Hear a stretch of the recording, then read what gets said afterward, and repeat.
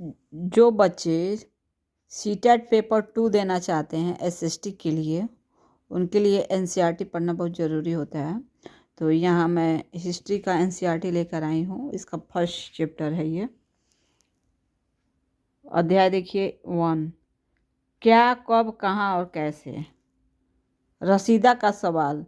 रसीदा बैठी अखबार पढ़ रही थी। अचानक उसकी निगाह एक सुर्खी पर पड़ी। 100 साल पहले। यह सोचने लगी कि यह कोई कैसे जान सकता है कि इतने वर्षों पहले क्या हुआ था। कैसे पता लगाएं? यह जानने के लिए कि कल क्या हुआ था। तुम रेडियो सुन सकते हो, टेलीविज़न देख सकते हो या फिर अखबार पढ़ सकते हो।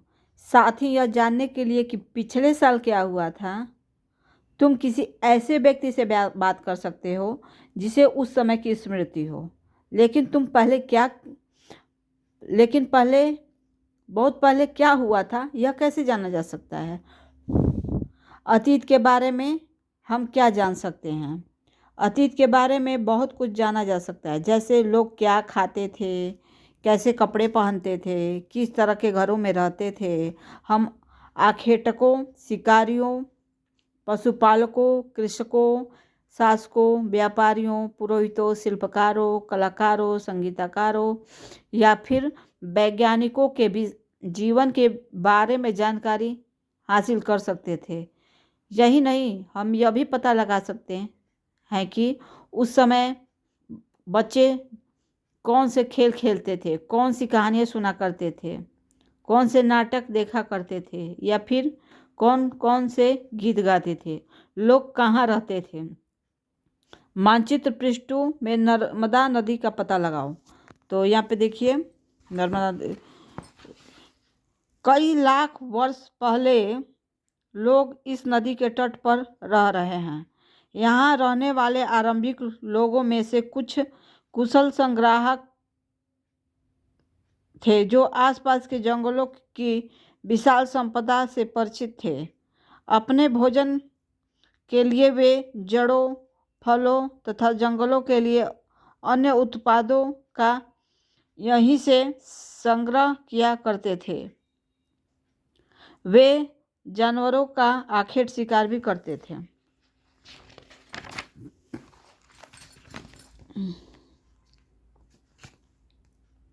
अगर तुम उत्तर पश्चिम की सुलेमान और किरथर पहाड़ियों का पता लगाओ, इसी क्षेत्र में कुछ ऐसे स्थान हैं जहां लगभग 8000 वर्ष पूर्व स्त्री पुरुषों ने सबसे पहले गेहूं तथा जौ जैसी फसलों को उपजाना आरंभ किया।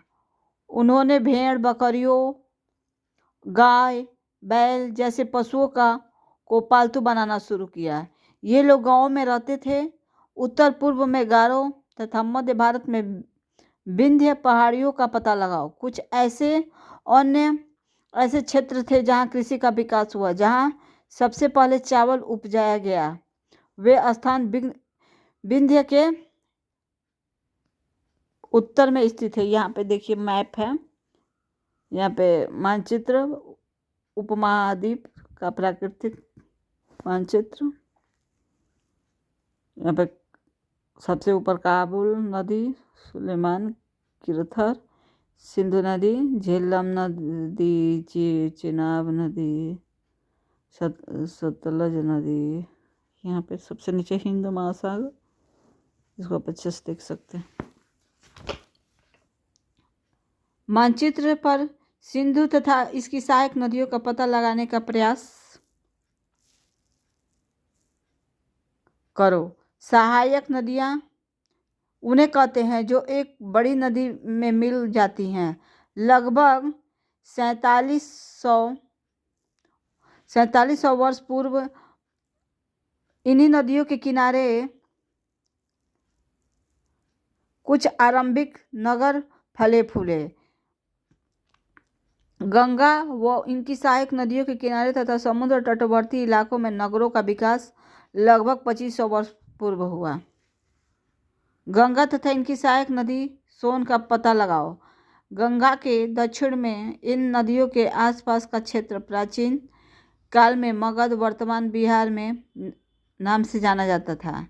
इसके शासक बहुत शक्तिशाली थे और उन्होंने एक विशाल राज्य स्थापित किया था। देश के अन्य हिस्सों में भी ऐसे राज्यों की स्थापना की गई थी। लोगों ने सदैव उपमहाद्वीप के एक हिस्से से दूसरे हिस्से तक यात्रा की। कभी कभी हिमालय जैसे ऊंचे पर्वत, पहाड़ियों, रेगिस्तान, नदियों तथा समुद्रों के कारण यात्रा जोखिम भरी रहती थी। फिर भी ये यात्रा उनके लिए असंभव नहीं थी। अतः कभी लोग काम की तलाश में तो कभी प्राकृतिक आपदाओं के कारण एक स्थान से दूसरे स्थान पर जाया करते थे। कभी कभी सेनाएं दूसरे क्षेत्रों पर विजय हासिल करने के लिए जाती थी। इसके अतिरिक्त व्यापारी कभी काफिलों में तो कभी जहाज़ों में अपने साथ मूल्यवान वस्तुएं लेकर एक स्थान से दूसरे स्थान जाते रहते थे। धार्मिक गुरु लोगों को शिक्षा और सलाह देते हुए एक गांव से दूसरे गांव तथा एक कस्बे से दूसरे कस्बे जाया करते थे। कुछ लोग नए और रोचक स्थानों को खोजने की चाह में उत्सुकतावश भी यात्रा किया करते थे। इन सभी यात्राओं को लोगों को एक दूसरे के विचार को जानने का अवसर मिला। अब यहाँ देखिए, आज लोग यात्रा क्यों करते हैं। अब बताइए कि आज लोग यात्राएं क्यों करते हैं। तो एक बार फिर से मानचित्र 1 को देखो।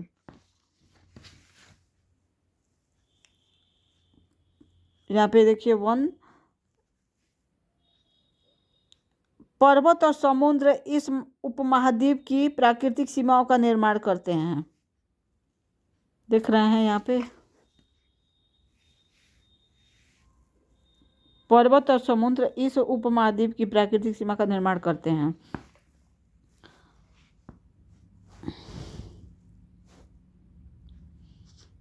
हालांकि लोगों के लिए इन सीमाओं को पार करना आसान नहीं था। जिन्होंने ऐसा चाहा वे लोग कर सके वे पर्वतों की ऊंचाई को छू सके तथा गहरे समुद्रों को पार कर सके। उपमहाद्वीप के बाहर से भी कुछ लोग यहाँ आए और यहीं बस गए।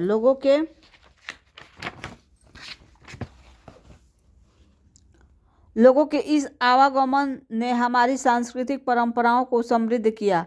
कई सौ वर्षों से लोग पत्थर को तराशने लगे, संगीत रचने और यहाँ तक कि भोजन बनाने के लिए तरीकों के बारे में एक दूसरे के विचारों को अपनाते रहे। देश के नाम, अपने देश के लिए हम प्रायः इंडिया तथा भारत जैसे नामों का उपयोग करते हैं। इंडिया शब्द इंडस से निकला है। अब देखिए, पूछ रहे कि इंडिया शब्द किससे निकला है, तो इंडस से निकला है, जिसे संस्कृत में सिंधु कहा जाता है। अपने एटलस में ईरान या यूनान का पता लगाओ। लगभग 2500 वर्ष पूर्व उत्तर पश्चिम की ओर से आने वाले ईरानियों और यूनानियों ने सिंधु को हिंदोस तथा इंदोस और इस नदी के पूर्व में स्थित भूमि प्रदेशों को इंडिया कहा। भारत नाम का प्रयोग उत्तर पश्चिम में रहने वाले लोगों को एक समूह के लिए किया जाता था। इस समूह का उल्लेख संस्कृत की आरंभिक लगभग 3500 वर्ष पुरानी कृति ऋग्वेद से भी मिलता है। बाद में इसका प्रयोग देश के लिए होने लगा। अतीत के बारे में कैसे जाने, तो देखिए यहाँ पे देखिए, अतीत के बारे में कैसे जानने से पहले यहाँ देखिए, ताम्रपत्रों से बनी पांडुलिपि का एक दृश्य। यह पांडुलिपि लगभग 1000 वर्ष पहले लिखी गई थी।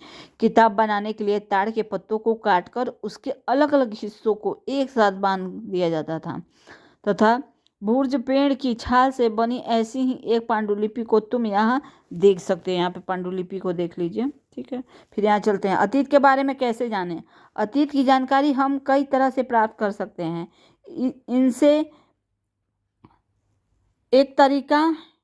इनमें से एक तरीका अतीत में लिखी हुई पुस्तकों को ढूंढना और पढ़ना है। ये पुस्तकें हाथ से लिखी होने के कारण पांडुलिपि कही जाती थी। अंग्रेजी में पांडुलिपि के लिए प्रयुक्त होने वाला मैन्यूस्क्रिप्ट शब्द लैटिन शब्द मेन्यू, जिसका अर्थ हाथ है, से निकला है। ये पांडुलिपियां प्रायः ताड़ पत्रों अथवा हिमालय क्षेत्र में उगने वाले भूर्ज नामक पेड़ की छाल से विशेष तरीके से तैयार भोजपत्र पर लिखी जाती थी या मिल सकती थी। यहाँ पे देखिए, इतने वर्षों में इनमें से कई पांडुलिपियों को कीड़ों ने खा लिया था तथा कुछ नष्ट कर दिए गए थे।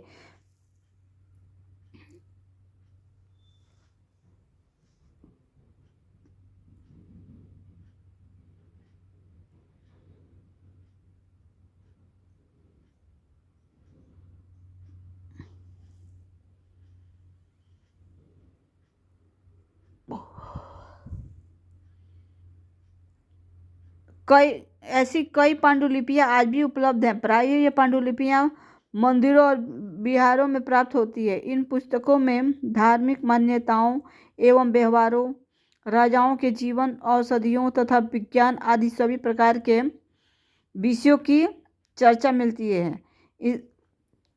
इनके अतिरिक्त हमारे यहाँ महाकाव्य, कविताएं तथा नाटक भी हैं। इनमें से कई संस्कृत में लिखे हुए मिलते हैं, जबकि अन्य प्राकृत और तमिल में। प्राकृतिक भाषा का प्रयोग आम लोग करते थे। हम अभिलेखों का भी अध्ययन कर सकते हैं। ऐसे लेख पत्थर अथवा धातु जैसी अपेक्षाकृत कठोर सतहों पर उत्कृत किए गए मिलते थे। कभी कभी शासक अथवा अन्य लोग ऐसे आदेशों को इस तरह उत्कीर्ण करवाते थे ताकि लोग उन्हें देख सकें, पढ़ सकें तथा उसका पालन कर सकें। कुछ अन्य प्रकार के अभिलेख भी मिलते हैं जिनमें राजाओं तथा रानियां सहित अन्य स्त्री पुरुषों ने भी अपने कार्यों का विवरण उत्कीर्ण करवाए हैं। उदाहरण के लिए प्रायः शासक लड़ाइयों में अर्जित विजयों का लेखा जोखा रखा करते थे। क्या तुम बता सकती हो कि कठोर सतह पर लेख लिखवाने के क्या लाभ थे? ऐसा करवाने में क्या क्या कठिनाई आती थी? इसके अतिरिक्त अन्य कई वस्तुएं अतीत में बनी और प्रयोग में लाई जाती थी। ऐसे वस्तुओं का अध्ययन करने वाला व्यक्ति पुरातात्विक कहलाता। पुरातात्विक पत्थर और ईंट से बनी इमारतों के अवशेष, चित्रों तथा मूर्तियों, यहाँ पे देखिए,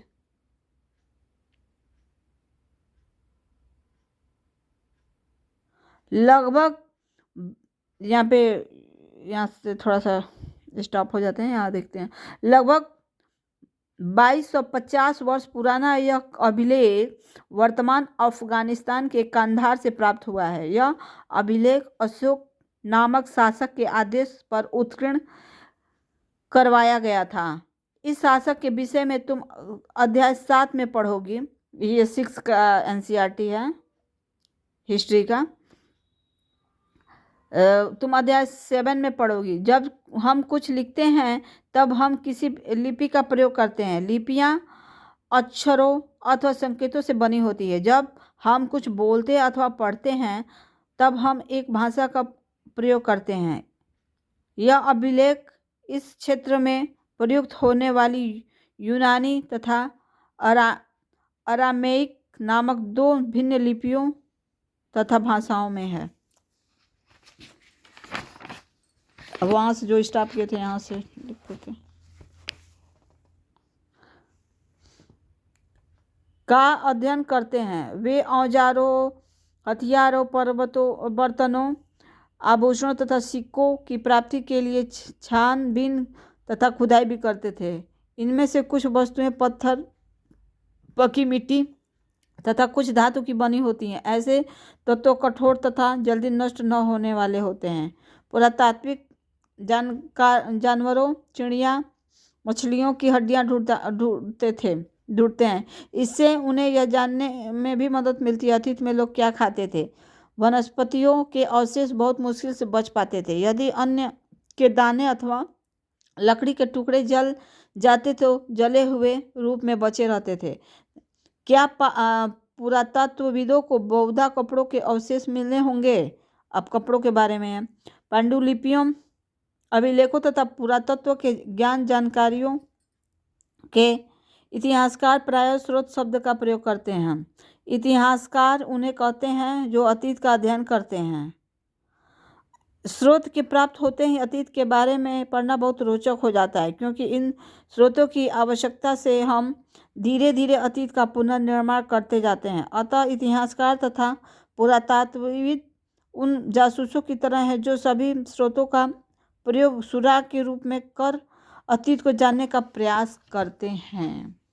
अतीत एक क्या अनेक। यहाँ पे देखिए, क्या तुम इस पुस्तक के शीर्षक हमारे अतीत पर ध्यान दिया है? यहाँ अतीत शब्द का प्रयोग बहुवचन के रूप में किया गया है। ऐसा इस तथ्य की ओर ध्यान दिलाने के लिए किया गया है कि अलग अलग समूहों के लोग के लिए इस अतीत के अलग अलग मायने थे। उदाहरण के लिए पशुपालकों अथवा कृषकों का जीवन राजाओं तथा रानियों के जीवन से तथा व्यापारियों का जीवन शिल्पकारों के जीवन से बहुत भिन्न था। जैसा कि हम आज भी देखते हैं कि उस समय भी देश के अलग अलग हिस्सों में लोग अलग अलग व्यवहारों और रीति रिवाजों का पालन करते थे। उदाहरण के लिए अंडमान द्वीप के अधिकांश लोग अपना भोजन मछलियां पकड़कर, शिकार करके तथा फल फूल के संग्रह द्वारा प्राप्त करते थे। इसके विपरीत शहरों में रहने वाले लोग खाद्य आपूर्ति के लिए व्यक्तियों पर निर्भर रहते थे। इस तरह के भेद अतीत में भी विद्यमान थे। इसके अतिरिक्त एक अन्य तरह का भेद है। उस समय शासक अपनी विजयों का लेखा जोखा रखते थे। यही कारण है कि हम उस शासकों तथा उनके द्वारा लड़ी जाने वाली लड़ाइयों के बारे में काफ़ी कुछ जानते हैं, जबकि शिकारियों, मछुआरे, संग्राहक, कृषक तथा पशुपालक जैसे आम आदमी प्रायः अपने कार्यों का लेखा जोखा नहीं रखते थे। पुरातत्व की सहायता से हमें उनके जीवन को जानने में मदद मिलती है। हालांकि अभी भी इनके बारे में बहुत कुछ जानना शेष है। तिथियों का मतलब, अगर कोई तुमसे तिथि के विषय में पूछे तो तुम शायद उस दिन की तारीख, माह, जैसे वर्ष, जैसे कि 2000 या इसी तरह का कोई वर्ष बताओगे। वर्ष की यह गणना ईसाई धर्म प्रवर्तक ईसा मसीह के जन्म की तिथि से की जाती है। अतः 2000 वर्ष कहने का तात्पर्य है कि ईसा मसीह के जन्म से 2000 वर्ष के बाद से है। ईसा मसीह के जन्म से पूर्व की सभी तिथियां ईसवी पूर्व, ईसा से पहले रूप में की जाती हैं। इस पुस्तक में हम 2000 को अपना आरंभिक बिंदु मानते हुए वर्तमान में पूर्व की तिथियों का उल्लेख करेंगे।